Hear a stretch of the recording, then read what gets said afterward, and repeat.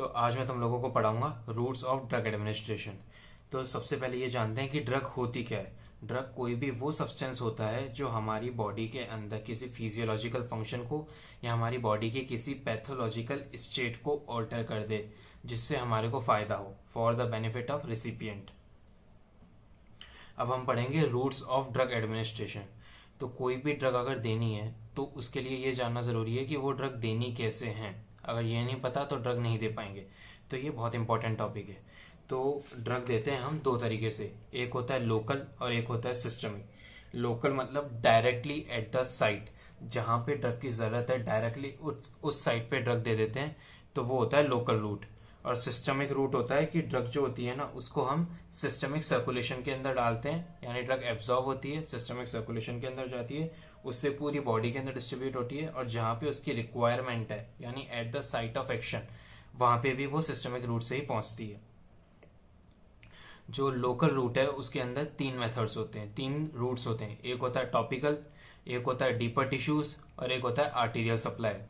तीन तरह होते हैं। टॉपिकल मतलब ड्रग जो है ना उसको डायरेक्टली स्किन या म्यूकस मेम्ब्रेन के ऊपर अप्लाई कर देते हैं। जैसे कि कहाँ कहाँ अप्लाई कर देते हैं, पहला है oral cavity, GI tract, rectum, anal canal, eye, ear, nose, bronchi, vagina, urethra या फिर स्किन।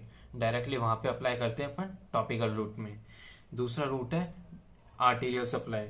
आर्टीरियल सप्लाई अपन रेयरली यूज करते हैं।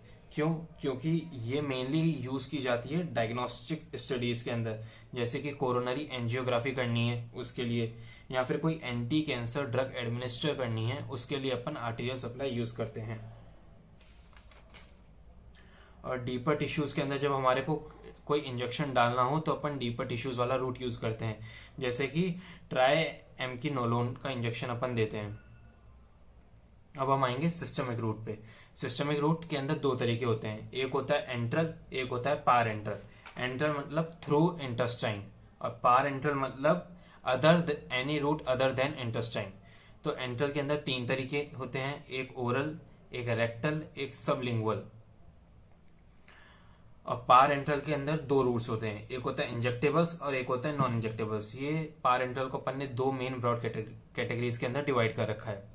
एंट्रल के अंदर जो ओरल रूट होता है वो मोस्ट कॉमनली यूज्ड रूट होता है, सेफेस्ट रूट होता है।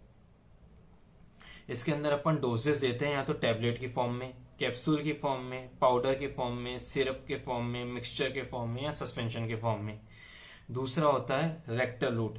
रेक्टल रूट के अंदर अपन या तो सॉलिड सपोजिटरी एंटर करते हैं रेक्टम के अंदर थ्रू एनल कैनाल, या फिर इनिमा डालते हैं जो कि लिक्विड फॉर्म होती है थ्रू एनल कैनाल, रेक्टम के अंदर अपन एडमिनिस्टर करते हैं। उसके बाद आएगा सबलिंगुअल। सबलिंगुअल के अंदर जो प्रिपरेशन होता है ड्रग का उसको अपन टंग के नीचे रखते हैं, और वो टंग के नीचे जो बक्कल म्यूकोसा होता है उसके थ्रू एब्जॉर्ब हो जाता है और बहुत क्विक एक्शन होता है इसमें। फिर आएगा पारेंट्रल। पारेंट्रल वो रूट होता है जिसमें ब्लड के अंदर ड्रग पहुंच तो रही है पर वो इंटेस्टाइन के अलावा और किसी भी रूट से पहुंच रही है। तो उसके अंदर अपन ने दो मेन ब्रॉड कैटेगरीज में डिवाइड किया था, इंजेक्टेबल्स में और नॉन इंजेक्टेबल्स में। इंजेक्टेबल्स में आएगा इंजेक्शन, जैसे कि सबक्यूटेनियस इंजेक्शन हो गया, इंट्रामस्कुलर इंजेक्शन हो गया, इंट्रावेनस इंजेक्शन हो गया, इंट्राडर्मल इंजेक्शन हो गया। जो सबक्यूटेनियस इंजेक्शन होता है वो हम 45 डिग्री के एंगल पे देते हैं और इसका सेल्फ एडमिनिस्ट्रेशन पॉसिबल है, जैसे कि इंसुलिन। फिर आएगा इंट्रामस्कुलर इंजेक्शन, ये हम 90 डिग्री के एंगल पे देते हैं और इसको देने के लिए अपन जेड ट्रैक टेक्निक यूज करते हैं। तीसरा आएगा इंट्रावेनस, ये इंजेक्शन अपन 25 डिग्री के एंगल पे देते हैं और इस इंजेक्शन के अंदर टाइट्रेशन, इस इंजेक्शन को देने के प्रोसेस के अंदर टाइट्रेशन पॉसिबल होता है।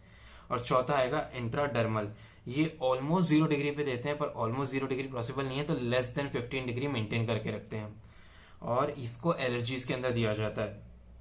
जब ये इंजेक्शन हम दे रहे होते हैं ना तो रेजिंग ऑफ बेल नजर आता है। फिर आएगा नॉन इंजेक्टेबल्स के अंदर। नॉन इंजेक्टेबल्स के अंदर आएंगे नेजल, क्यूटेनियस और इनहेलेशन। इनहेलेशन के अंदर जो वॉलेटाइल लिक्विड्स और गैसेस होते हैं ना वो दी जाती है ताकि उनका सिस्टमिक इफेक्ट हो, जैसे कि अपन जनरल एनेस्थेटिक्स देते हैं इनहेलेशन में। क्यूटेनियस के अंदर अपन पैच लगाते हैं, क्यूटेनियस पैच, ट्रांसडर्मल पैच लगाते हैं, जिनके थ्रू जिस साइड पे ड्रग को पहुंचाना होता है वो सिस्टमिक सर्कुलेशन के थ्रू वहां पे पहुंच जाती है।